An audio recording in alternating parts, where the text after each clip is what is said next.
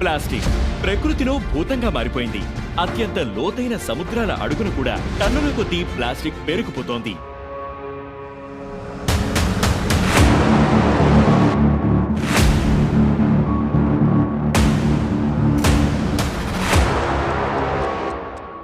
ఇది పర్యావరణాన్ని కలుషితం చేసి నాశనం చేస్తోంది.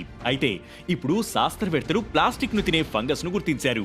నిజానికి ప్లాస్టిక్ వాడకాన్ని నియంత్రించడానికి సింగిల్ యూజ్ ప్లాస్టిక్ ని బ్యాన్ చేయడం, రీసైకిల్ రీయూజ్ మెథడ్స్ ని ప్రమోట్ చేయడం వంటివి చాలా చేశారు. కానీ అవేవి ఆశించిన స్థాయిలో ఫలితాలు ఇవ్వట్లేదు. ఎందుకంటే అవన్నీ పాటించే వాళ్ళు చాలా తక్కువ.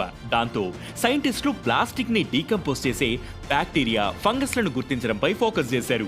2011లో అమెజాన్ రెయిన్ ఫారెస్ట్ లో పెస్టలోటియోప్సిస్ మైక్రోస్పోరా అనే ఫంగస్ ప్లాస్టిక్ ను డీకంపోజ్ చేస్తున్నట్లు గుర్తించారు. ఆక్సిజన్ లేని పరిస్థితుల్లోనూ ఇది ప్లాస్టిక్ ను డీకంపోజ్ చేయగలదని తెలుసుకున్నారు. ఇక 2024లో సముద్రంలో ప్లాస్టిక్ వ్యర్థాలపై కనిపించిన పరెంగ్యోడోంటియం ఆల్బమ్ అనే మెరైన్ ఫంగై సాధారణ ప్లాస్టిక్ అయిన పాలిథిన్ ని కూడా డీకంపోజ్ చేస్తోందని గుర్తించారు. ఈ ఫంగస్ ప్లాస్టిక్ ను తమ ఆహారంగా ఉపయోగించుకుని దాన్ని డీకంపోజ్ చేసి కార్బన్ డయాక్సైడ్ గా మారుస్తాయి.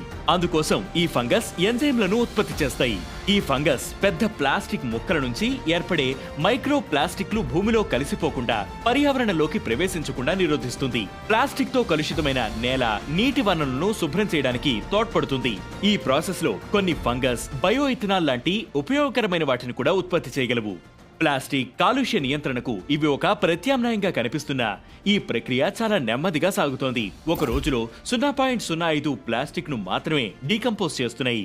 మరోవైపు 2040 నాటికి ప్లాస్టిక్ వ్యర్థాలు రెట్టింపయ్యే ప్రమాదం ఉందని పర్యావరణవేత్తలు ఆందోళన వ్యక్తం చేస్తున్నారు. అందువల్ల ఇదొక్కటే పూర్తి పరిష్కారం కాదు. కాబట్టి ప్లాస్టిక్ వాడకాన్ని మానేయడమే శాశ్వత పరిష్కారం. దీన్ని ఎంత త్వరగా అర్థం చేసుకుంటే అంత మంచిది.